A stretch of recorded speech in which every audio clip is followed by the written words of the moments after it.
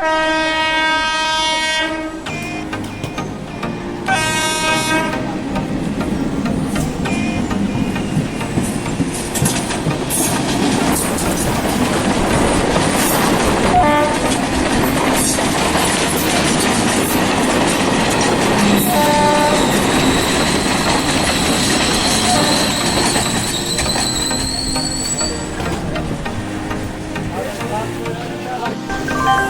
I have your attention, please? Ujjain Mount passengers from Ujjain via Fatehabad Indore to Mount, which is scheduled to arrive at 8 hours 10 minutes, is delayed by 10 minutes on platform number 2.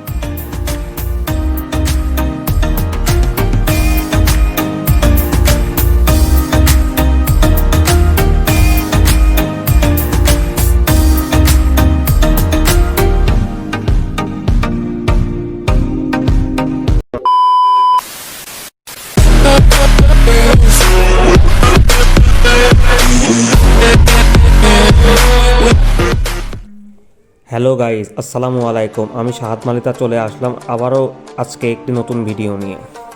আবারও 3 মাস পর বাংলাদেশ থেকে ভারত যাচ্ছি আমি, মানে পাবনা থেকে কলকাতা যাচ্ছি। পুরো ভিডিওটি দেখতে থাকুন, ইনশাল্লাহ ভালো লাগবে আপনাদের। এখন আমরা যাচ্ছি পাবনা থেকে দর্শনা বর্ডার।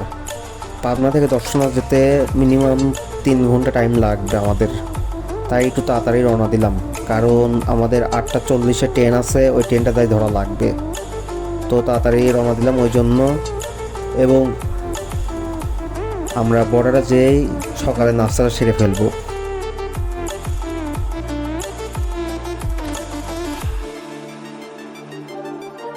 তো দেখতে দেখতে অন্ধকার থেকে আলো হয়ে যাচ্ছে। আমার মনের মধ্যে অনেক এক্সাইটেড ফিল হচ্ছিল, কারণ অনেক দিন পর আবারও দূরের জার্নি করতেছি। তো দেখা যাক জার্নি কেমন হয়, আপনারা পাশে থাকবেন। তো কিছু দূর না যেতেই পাবনার সেই বিখ্যাত পারমাণবিক বিদ্যুৎ কেন্দ্র দেখা মিলল, যা বাংলাদেশের বৃহত্তম প্রকল্প হিসাবে বাস্তবায়ন হতে যাচ্ছে।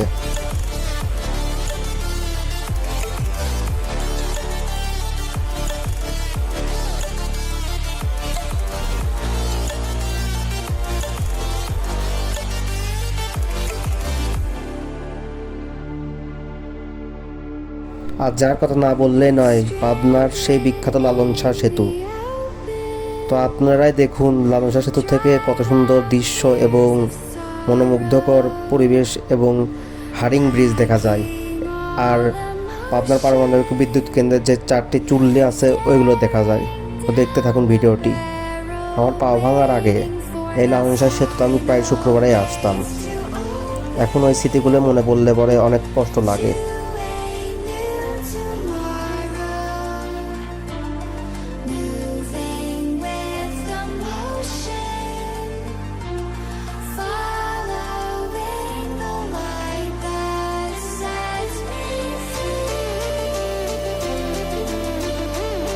আমি যতবারই বাংলাদেশ থেকে ভারত যাই, আমার সাথে শুধু একজন ব্যক্তি যায়, সে আমার বড় ভাই কৌশিক মালিথা। তার কথা না বললেই নয়, সে আমার সবসময় পাশে এবং মনের বল দিয়ে সবসময় সাপোর্ট দিয়ে ধরে রেখেছে। তো তার জন্যই আমি এত কিছু করতে পারতেছি। এবং কি বলবো, আর নিজের বড় ভাই সম্পর্কে তো অত কিছু বলা যায় না, আপনারাই বুঝতে পারবেন। তো দেখতে থাকুন ভিডিওটি।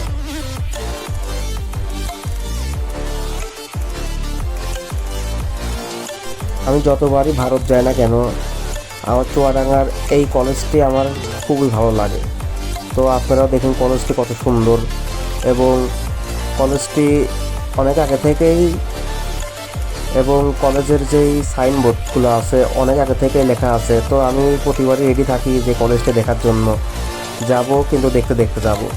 তাই এবার ক্যাপচার করে রাখছি যাতে আপনারাও দেখতে পারেন।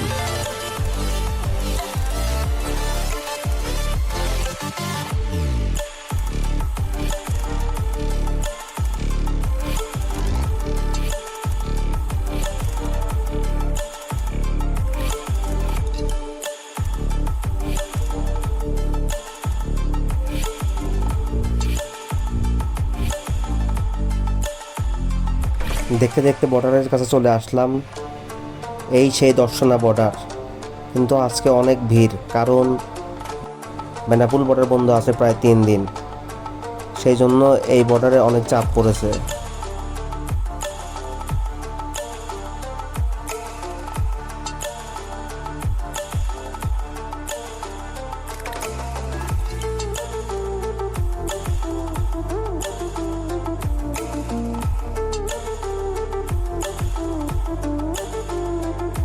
এই হলো আমাদের সেই চুয়াডাঙ্গা দর্শনা বর্ডার, আর বর্ডারের ওই পাশের বর্ডারটি হচ্ছে গেদে বর্ডার ইন্ডিয়ার।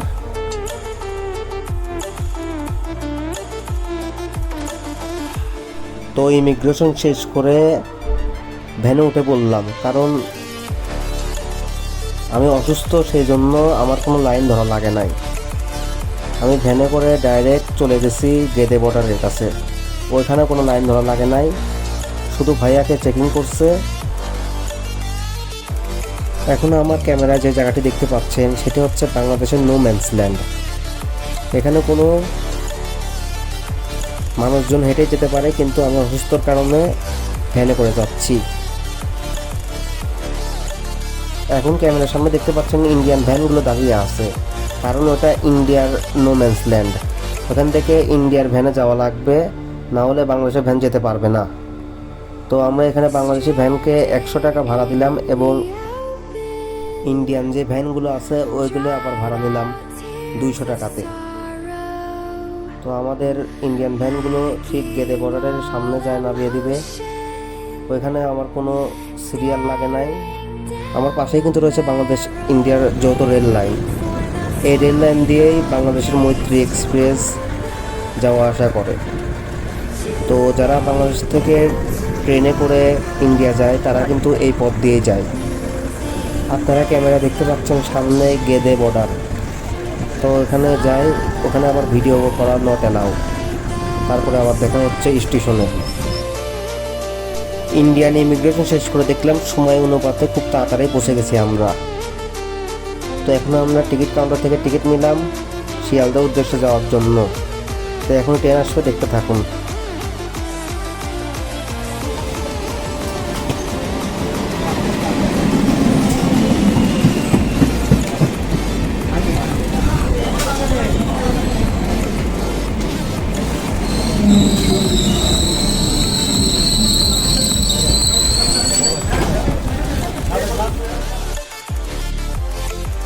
ভারত যাওয়ার সময় সব থেকে বিরক্তকর জিনিস লাগে আমার এই ট্রেন জার্নিটা, কারণ এটি একটি লোকাল ট্রেন। এখন দেখতে পাচ্ছেন কোনো লোকই নাই, কিন্তু একটু পর দেখবেন লোকের আটাআটি করা যাওয়ার জায়গা নাই। তো দেখুন, আপনারাই বুঝবেন না যে এটা লোকাল ট্রেন হিসাবে কেমন। এই ট্রেন জার্নিটাই আমার সব থেকে বিরক্ত লাগে। তারপরে সব মোটামুটি এমনি ঠিকই থাকে।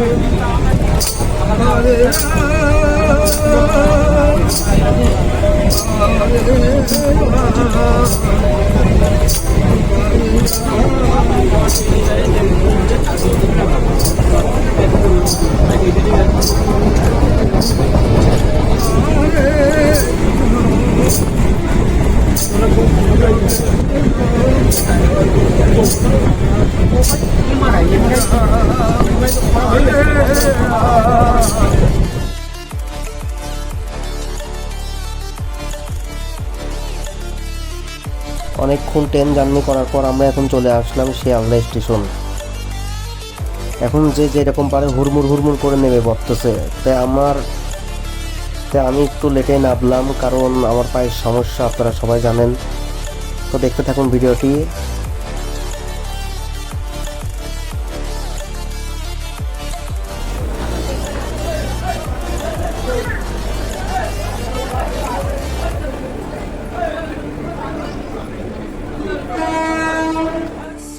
শিয়ালদা স্টেশন থেকে বের হওয়ার সময় আমি কল্পনাও করতে পারি না আমার সাথে এই ঘটনাটা হবে, কারণ আমি বুঝতেই পারি না এখন ঝরঝর করে বৃষ্টি নেমে পড়বে।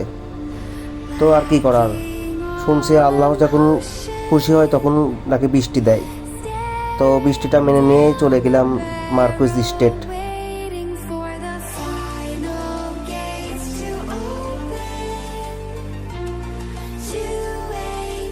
এই বৃষ্টির জন্য আর কোথাও দাঁড়ানো হয় নাই, তাই একেবারে হোটেলে চলে গেছি।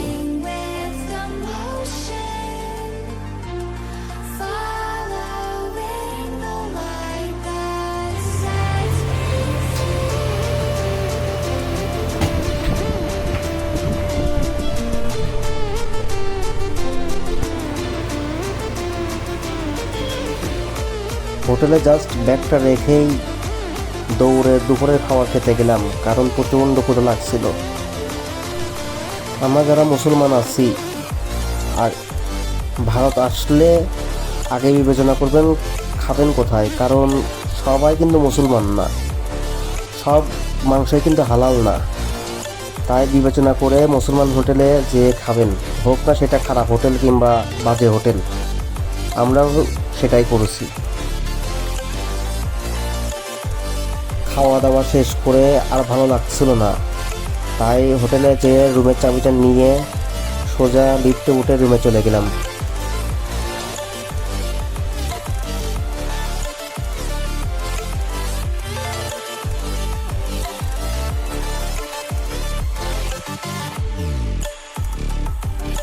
তো এই হচ্ছে আমাদের রুম। আপনাদেরকে ধন্যবাদ এতক্ষণ ভিডিওটি দেখার জন্য। ইন্ডিয়ান সিরিজের সেকেন্ড পার্ট নেক্সট ভিডিওতে আসবে ইনশাল্লাহ। দোয়া রাখবেন আমার জন্য যাতে আমি তাড়াতাড়ি সুস্থ হয়ে যেতে পারি। And like, comment, share, follow please. নতুন পেজ জন্য সাপোর্ট করবেন সবাই। ধন্যবাদ সবাইকে। আসসালামু আলাইকুম।